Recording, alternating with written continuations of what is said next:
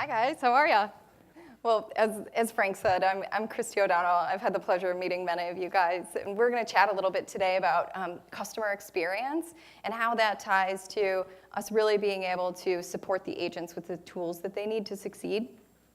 So, if we look at customer experience, it's very much on trend right now. Every article that you pick up and read, virtually every client visit that I have, every organization that we visit with, and that they're really focused on customer experience right now and how to take that and implement it into their business.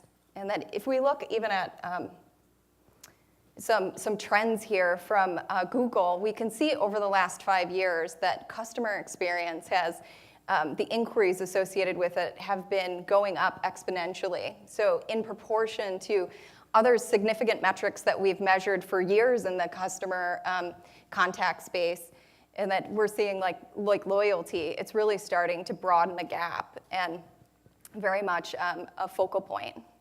And customer experience is really becoming the new competitive battleground. As folks are starting to see more and more that traditional differentiators are starting to become less important, they're really starting to see that customer experience is becoming a competitive advantage that allows them to really differentiate their business. So, as we think about customer data is becoming hugely important as part of as the customer experience field as a whole. Organizations are starting to focus less on how to sell something or how to service a particular customer and focusing much more on what that customer's actual needs are and how they want to be interacted with to be able to drive some of that change within their business. I've personally been focused on customer experience and human performance for the better part of 20 years now. And I'm definitely feeling a momentum shift in the market, particularly in the last year or two, where organizations are much more focused on customer needs and how they're interpreting their interactions, how they actually want to be interacted with within the space. And I think that within that, it's becoming a much more customer-centric organization, and need states are really starting to drive the experiences across their clients. So let me ask you guys to think about for a minute what makes the ideal customer experience for you.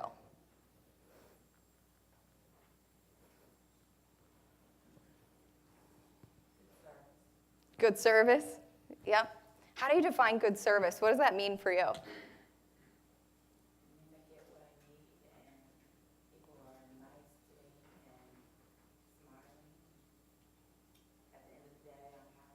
Yeah, exactly. I mean, the definition of it is very different for people. For some people, it's that they had a warm or personal experience with the agent that they talked to. For other individuals, it's more that that they made it easy for them, or they had all the details and the facts right in front of them that they really needed to be able to execute that. And for other people, it's more about that they felt valued, or that that they appreciated their brand loyalty, those different elements. I think a little bit about an experience that I just had with an internet provider of mine. I'd been having my internet kind of spotty, bouncing in and out a little bit for a couple of months now, and I happened to work from home one day, and any of you guys that VPN in will probably appreciate this, but every single time that the internet bounced in and out, it would kick me off my VPN and require me to log back in, and it became a much more prominent problem in that moment for me than it had previously. So I called up the organization, and the lady that I connected with on the phone, she said to me, I'm really sorry, but you're actually in the wrong department. I'm going to transfer you over to the group department that you need to talk to. But before I do that, I just want to make sure that that we get this taken care of for you. I'm going to credit your last month's bill back for you. And I just want to say that thank you so much for being a loyal customer. We can see that you've been here a long time. So instantaneously diffused me from my interaction just by saying and doing those handful of things right up front. And then transferred me on. I spent some time with tech department, and we were able to get everything resolved. But I'm sure that experience might look very different for somebody else in the way that they needed that interaction. But for me, she did exactly what I needed in that moment to be able to do that.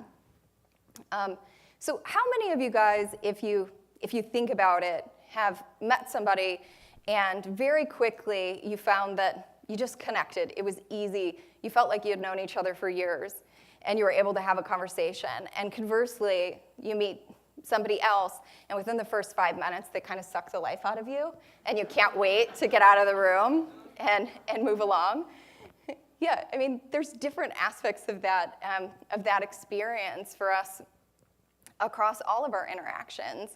And if you think about if we had to take phone calls all day long, and that you don't know which one of those you're going to get, right?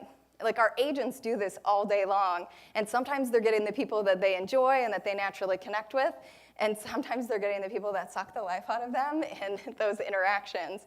And so I think about it oftentimes, and I'm probably dating myself a little bit here, but some of you guys might remember. Do you remember the movie Groundhog Day with Bill Murray, where he wakes up and every single day he's kind of reliving that same day? And it was really, he was living that same day until he was able to kind of harness and understand the interactions that he was having and be able to leverage more effectively the interactions that he wanted to have versus the interactions that drained him and that he was able to move on from. And I think about my team and the people that I work with, and I would say if you think about your team or the agents that work within your organization, we can pretty quickly think about some of their strengths and also some of their weaknesses in regards to communicating with people around them. And if it's possible, and that imagine a world where we can actually harness those strengths and be able to leverage them for more efficient and effective conversations. I think one of the challenges that so many organizations experience on a regular basis is that our customers really don't tell us what they want.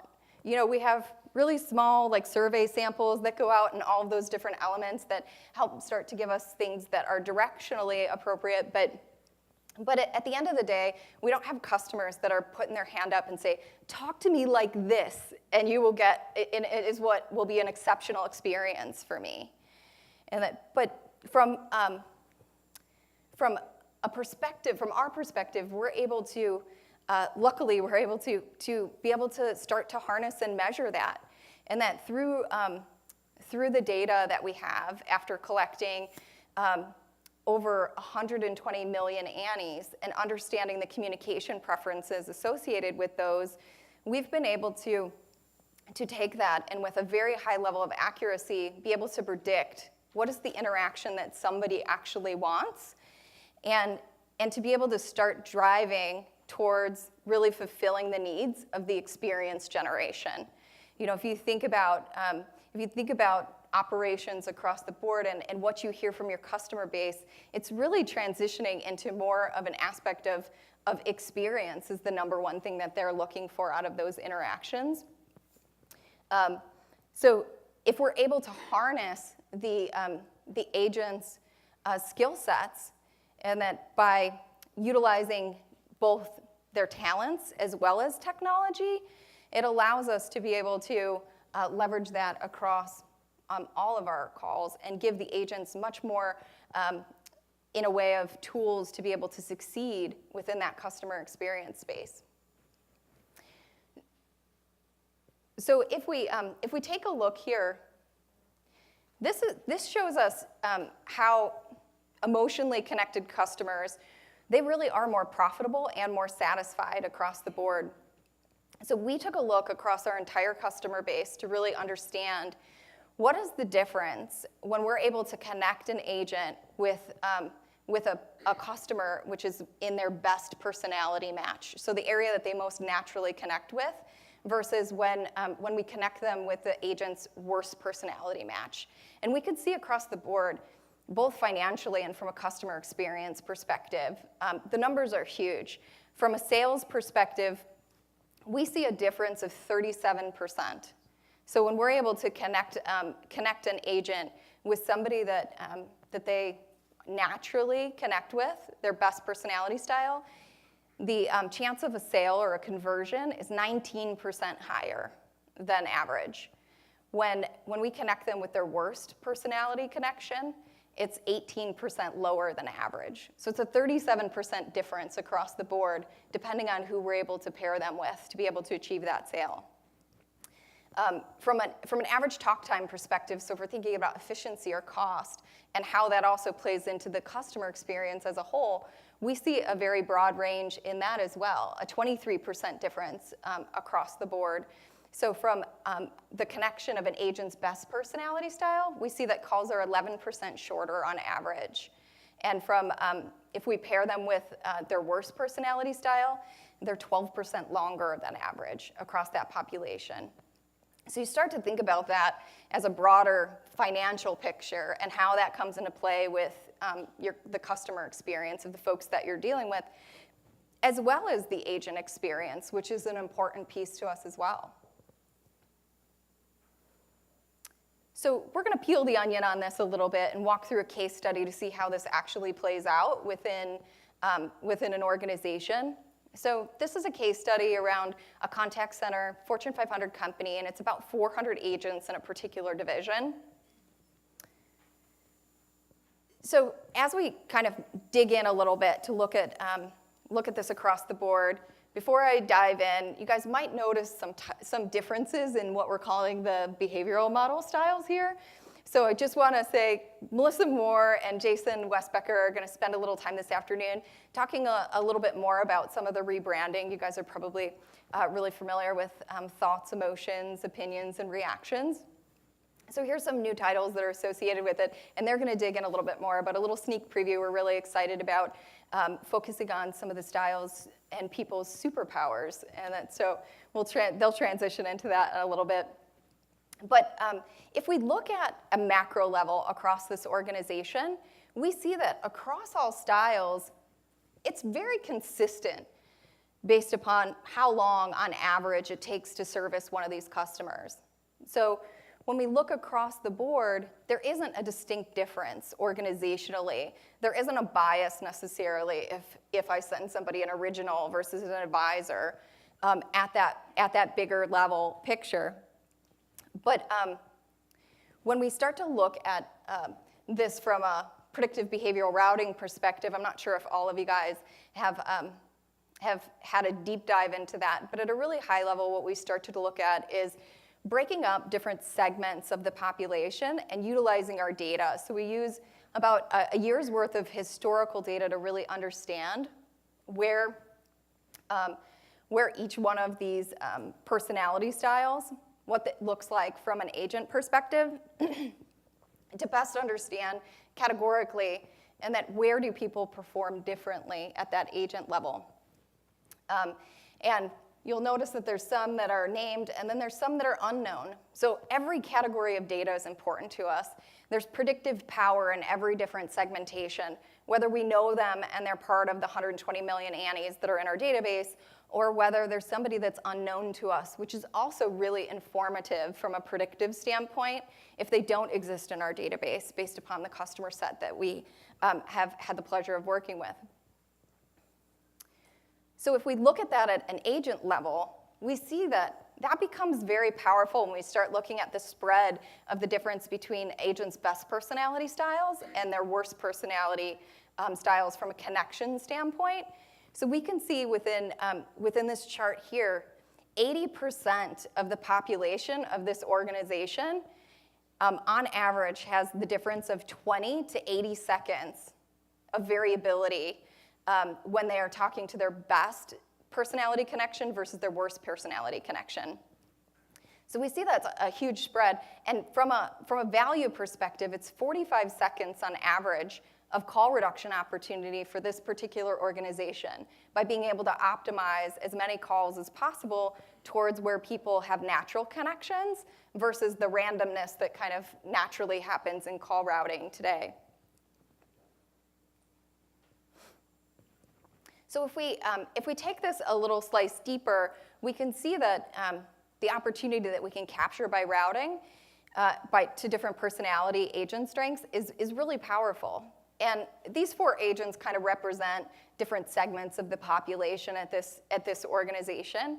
And we can see, if we take a look at Agent 1, they have the best overall ATT. So from that perspective, they have the lowest ATT. But as we look across the different categories, we can see that there's some areas that they perform better in than others. And we might want to choose other individuals for some of the calls as they're coming in. So if we take a look at connector, for example, we can see that Agent 2 actually handles a connector more naturally and is able to get through that call more efficiently or more effective than Agent 1. If we look at Agent 4, we can see that even though Agent 4 averages over 110 seconds longer on overall ATT than Agent 1, we would select them for an original call because they do handle that the best. It's where their natural connection is.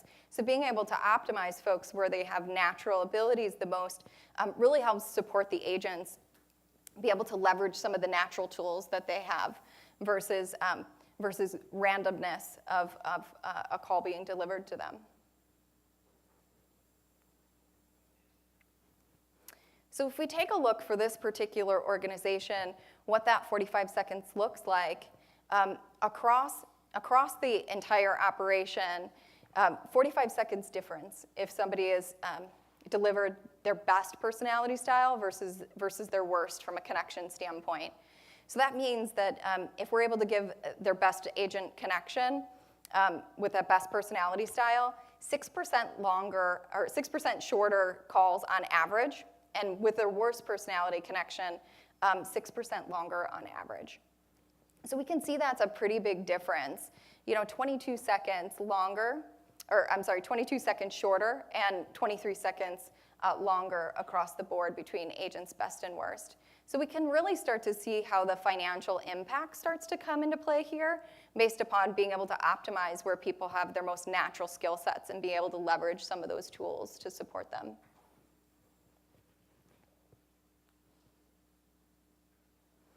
So now we kind of see how those different pairings come into play.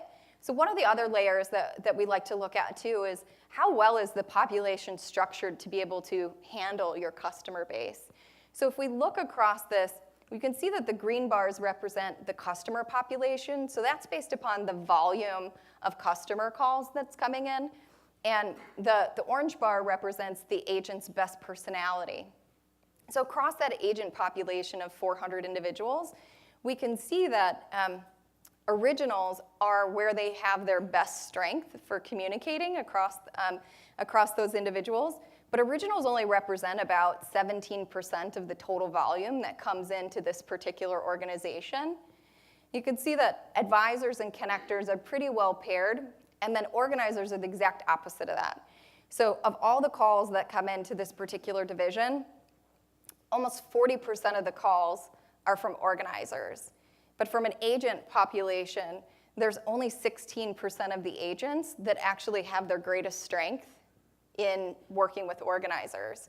So it leads us to think about a number of different things where how can we support the agents with more tools from a development standpoint? When we think about predictive behavioral routing, that's really the element of being able to drive change without any behavioral aspect. So we don't need the agents to change anything about the way that they work, the way that they interact with the world. We're just leveraging where their natural strengths are through predictive behavioral routing. And that when we want to enhance that based upon building skill set, we use other things like gamification around different personality styles or behavioral coaching. And that comes through some of the other applications that some of the folks are going to talk about over the next day, like work style. And it's to be able to help them build the skill set that they need on top of their natural abilities, to be able to start bridging some of that gap, particularly if there's some opportunities where we're not able to route a call because of agent availability or folks to be able to, a number of folks to be able to choose from. Then we're able to increase the way that their skill set works. And we do that through, I think, a number of things. First, helping them be able to identify what those personalities are. So being able to hear the different language patterns of individuals that fall into the different categories of most frequent callers. And then it's to be able to understand what it is, so understanding the differences in the personalities. And then the third step is being able to connect, which really requires that behavioral change of now implementing, thinking about communicating with somebody slightly different to make it a more effective conversation. So the other piece that I would say here too is you can also look at from an HR, from a hiring perspective, is there a different mix in that from a hiring perspective that we want to consider to try and pair folks' best strengths around what the total look of call volume looks like when it's segmented by personality style.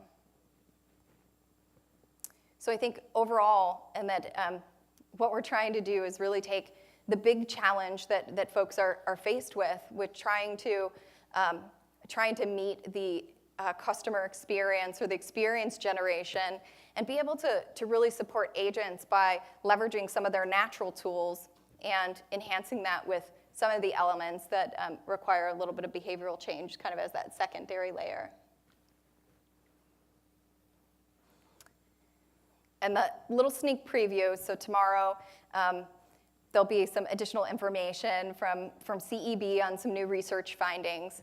And one of the questions is what do agents do, or what do agents that deliver an effortless experience do? And there's 3 things. And one of those things is connect with customer personality styles. All right, thank you so much. Thank you, Kristie.